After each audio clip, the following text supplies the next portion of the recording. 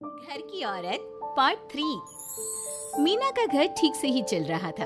मतलब अब सास और बहू दोनों कमा रही थी, खुद की जिंदगी जी रही थी, मिलजुल कर रह रही थी।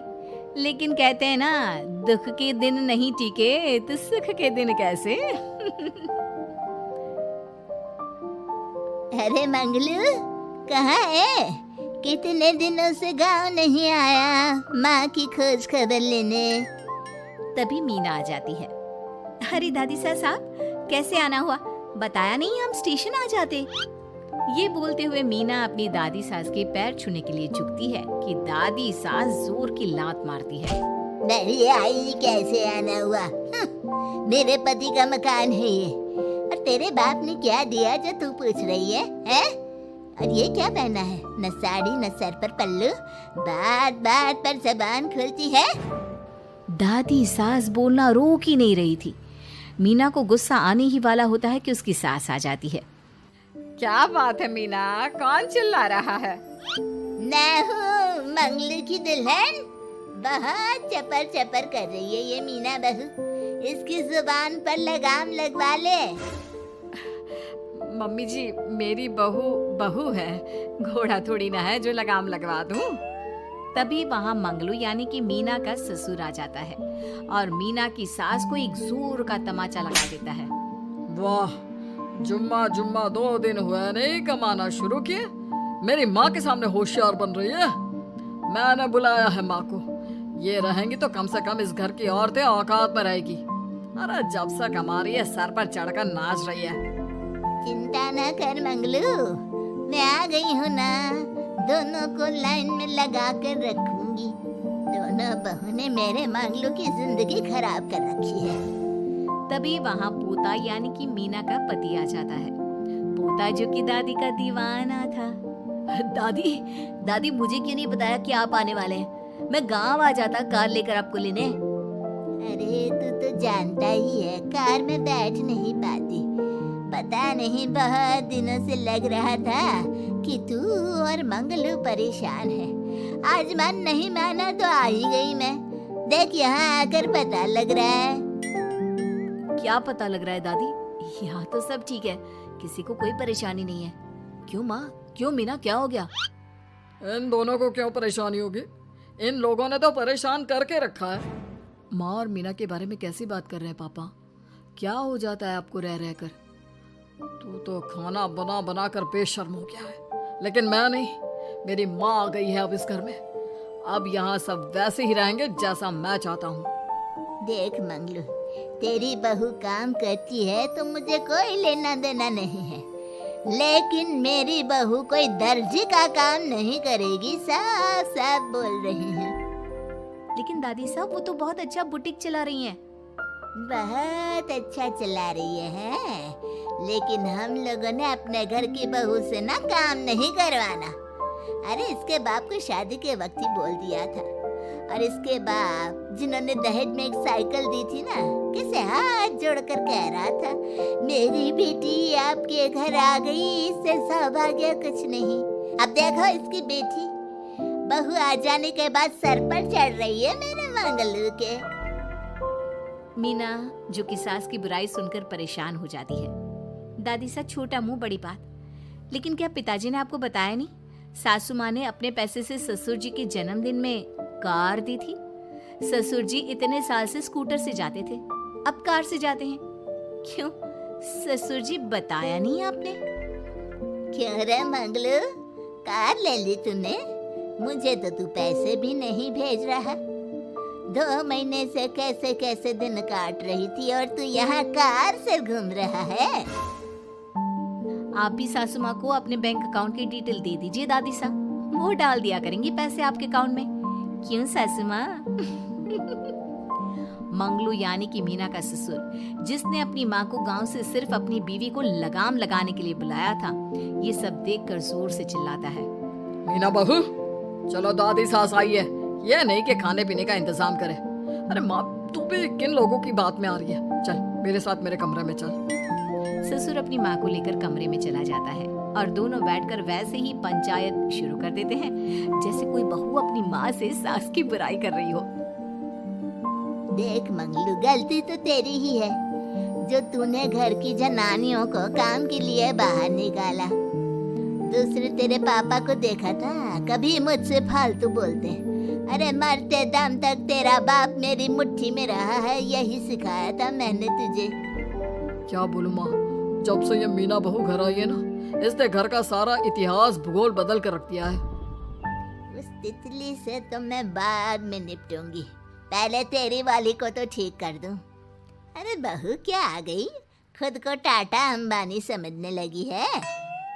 माँ देख, जो भी हो, इस बात को याद रखना कि हमारे घर की परंपरा क्या है। औरतों का औकात में रहना जरूरी है। अरे बहू के साथ मिलकर माँ ये बात उड़ती रहती है।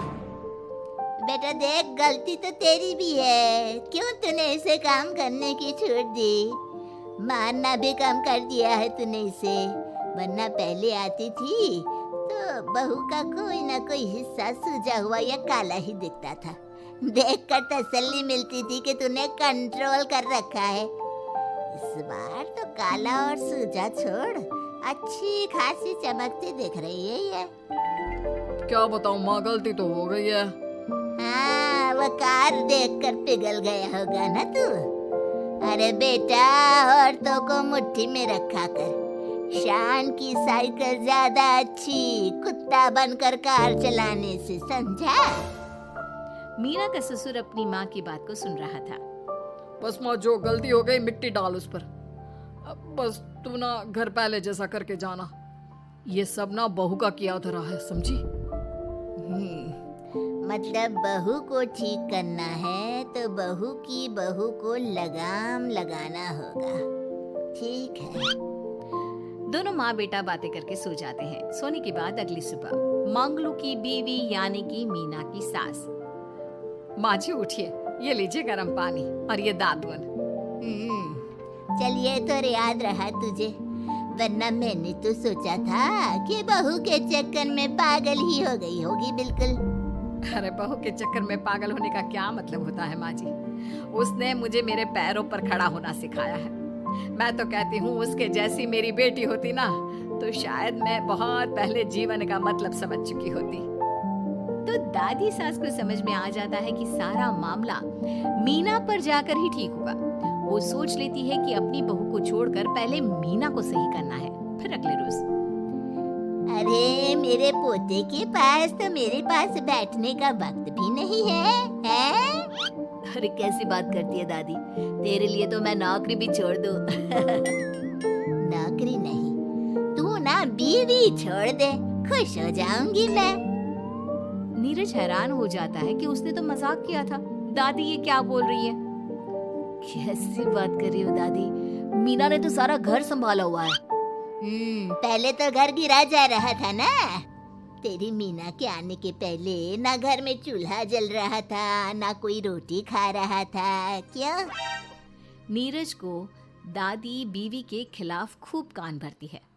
तू सही कह रही है दादी, औरत पैर की जूती और हाथ की मुट्ठी में ही ठीक लगती है। मीना ने ना सिर्फ घर का माहौल बिगाड़ा, माँ को भी पिताजी की इज्जत करनी छुड़वा दी।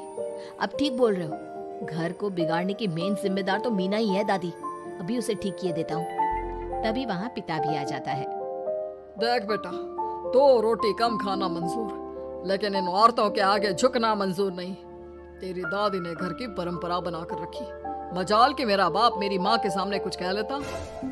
पर पापा, एक बात पूछनी थी। रहने बेटा, तू ना कंफ्यूज है जीवन में, तू ना कंट्रोल कर पाएगा अपनी जनानी को। मंगलू, मेरी तो टिकट ही करा दे गाँव की। तुम लोगों के घर तो मर्दों की कोई इज्जत ही ना है, और ये मेरे घर की परंपरा ना है, मैं चली। अरे ना ना दादी, मैं तो बस देख अब मैं कैसे कंट्रोल करता हूँ इसे कल। फिर अगले रोज मीना ऑफिस के लिए तैयार हो रही थी कि देख मीना, आज मेरे दफ्तर से कुछ लोग खाने के लिए आ रहे हैं, तो शाम के खाने में। लेकिन आज तो मेरी मीटिंग है, फिर घर आने में मुझे देर हो जाएगी। तो मैं क्या करूँ? बोला ना शाम को खाना बनाना है तो बनाना है, समझी? मीना को पति की बात अजीब लगती है, पर वो दादी सास के सामने कोई भी ड्रामा क्रिएट करना नहीं चाहती थी। ठीक है, मैं शाम को जल्दी आ जाऊंगी। अच्छा क्या खाना है प्लीज जल्दी से बता दीजिए। पर बेटा तू तो बहू सास को चुप रहने का इशारा करती है, लेकिन पोते को तो लड़ना था। वो मीना पर जोर से चिल्लाता है, मीना देख, ज्यादा हीरोइन मत बन। आज ऑफिस जा रही है तो जा, लेकिन सुन, तुरंत रिजाइन देकर घर आ जाना। ना मुझे तेरी कमाई चाहिए, ना ही तेरी नसीहत। आज से घर में वही होगा जो मैं चाहूंगा, समझी? अरे कैसे लैंग्वेज बोल रहे हो? ये तुम्हारी बोली नहीं है। कौन सिखा रहा है तुम्हें? तभी दादी सास आ जाती है। क्या बोलना चाह रही है बहू? मैं मुन्ने के कान भर रही हूँ, हैं? हाँ, मुझे तो यही लग रहा है, वरना हम लोगों का घर अच्छे से चल रहा था। सभी मिलजुल कर एक दूसरे को इज्जत देकर रह रहे थे। लेकिन अब तभी मीना को उसका पति जोर से डांटता है। सास बेटी बहू की लड़ाई को बर्दाश्त नहीं कर पाती। देख नीरज, बहू को डांटना या फिर बहू के साथ गलत व्यवहार, ये सब मुझसे बर्दाश्त नहीं होगा। वाह रे वाह, सारी जिंदगी जो पति की डांट और मार खाती रही, अब बहू को थोड़ी सी डांट क्या पड़ी, गुस्सा आ गया। हाँ माँ, क्या हो गया?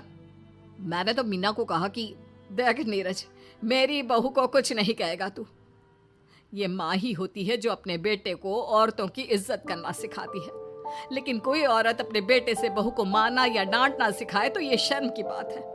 मैं नहीं चाहती कि तू औरतों की इज्जत ना करे, जबकि मैं खुद एक औरत हूँ। दादी सास बहू की बात सुनकर शर्म से सर नीचे कर लेती है।